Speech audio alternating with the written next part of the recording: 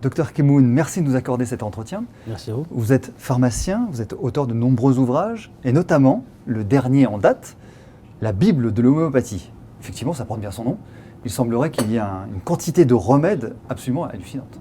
Quelles sont les principales indications qu'on peut y trouver?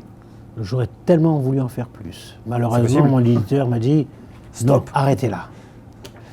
Les principales indications, ce sont les indications les plus courantes, les plus classiques, les petits, non pas seulement les petits bobos évidemment de tous les jours, mais on peut traiter effectivement, paradoxalement, des pathologies aiguës et des pathologies chroniques. La plupart des pathologies aiguës, d'ailleurs, le fondateur de l'homéopathie, qui est Samuel Hahnemann, avait eu d'énormes succès en utilisant dans les pathologies aiguës de l'homéopathie. Et ses premiers échecs furent malheureusement les pathologies chroniques.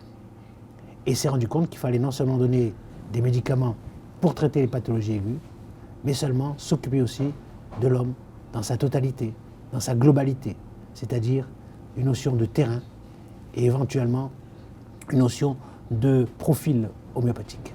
Mais ça doit être assez difficile de déterminer son profil homéopathique parce que quand on regarde le questionnement et l'interrogatoire des médecins homéopathes, on a l'impression que c'est sans fin. Est-ce que c'est plutôt le chaud, le froid? Est-ce que c'est le matin? Est-ce que c'est plutôt quand vous tournez à droite, quand vous tournez à gauche? On a l'impression que c'est sans fin. Et pour trouver le remède spécifique, on se dit, est-ce que ce ne sont pas des recettes qui vont tomber à côté? Vous avez en partie raison, cher monsieur. Je garde la partie où j'ai raison alors. Mais je ne doute pas un seul instant. Vous êtes très intelligent, ça se voit d'ailleurs. Merci. D'autre part, vous savez qu'en allopathie, on va traiter la douleur, par exemple. En homéopathie, on va traiter le sujet qui souffre.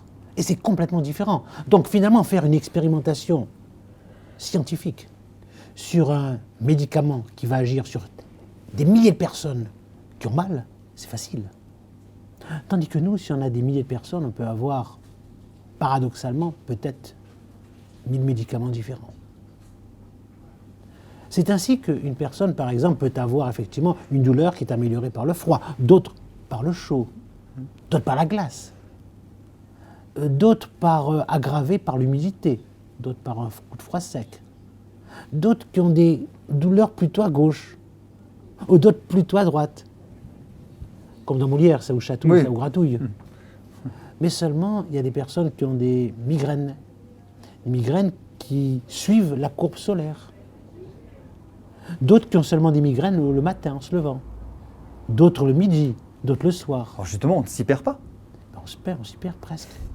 C'est bien pour ça qu'il faut essayer de comprendre le terrain, le sujet, dans sa globalité. Et c'est pas évident, c'est une difficulté. C'est une difficulté importante pour un non-homéopathe. Mais seulement dans ce livre, j'essaye de faire comprendre à tout être qui peut se lire ce livre, comprendre comment, clairement et simplement, une médication homéopathique peut être dirigée en fonction des petits bobos de tous les jours. Y a-t-il un risque à l'automédication? Y a-t-il des réactions? Bien sûr. Et ne faut-il pas conseiller le plus souvent possible d'aller voir son médecin, son praticien, son naturopathe pour éviter ce type de réaction? Premièrement, ça, c'est un guide? Bien sûr, c'est un guide. Mais premièrement, si les signes persistent, il faut consulter le médecin. Et puis très souvent, il faut d'abord avoir un diagnostic. C'est stupide de passer, parce qu'une personne a mal, c'est stupide de passer à côté d'un ulcère d'estomac ou d'un cancer. C'est quand même dommage. Donc par conséquent, avant tout, il faudrait effectivement avoir un diagnostic précis. Toujours garder le lien avec la médecine conventionnelle. Bien sûr. Pour pouvoir mieux utiliser la médecine. Même un médecin homéopathe est allopathe avant tout. Il ne faut pas qu'il l'oublie. l'oublie. Clinique. Et ensuite, à partir de là, il fait d'abord un diagnostic. Et à partir de ce diagnostic, il doit peser le pour et le contre. Il doit savoir s'il doit utiliser de l'homéopathie ou de l'allopathie. D'accord.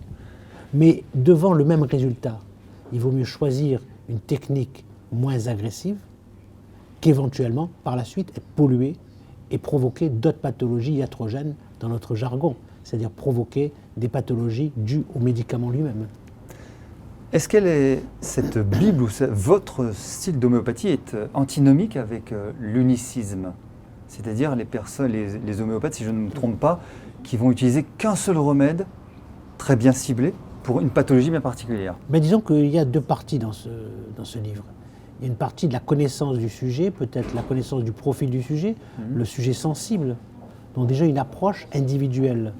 Mais cela dit, nous avons également des petits médicaments qui peuvent effectivement s'opposer à l'unicisme parce que généralement, les petits médicaments de tous les jours, par exemple traiter un rhume ou traiter un herpès ou autre, ça, on va agir essentiellement sur la pathologie elle-même, mais sans oublier le sujet.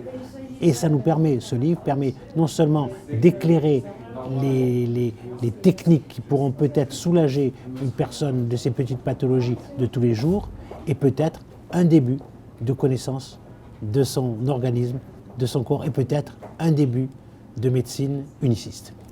Merci pour ces éclaircissements, Dr Kemoun. Merci de nous avoir accordé cet entretien. À très bientôt. Merci. À très bientôt. Avec plaisir. Merci.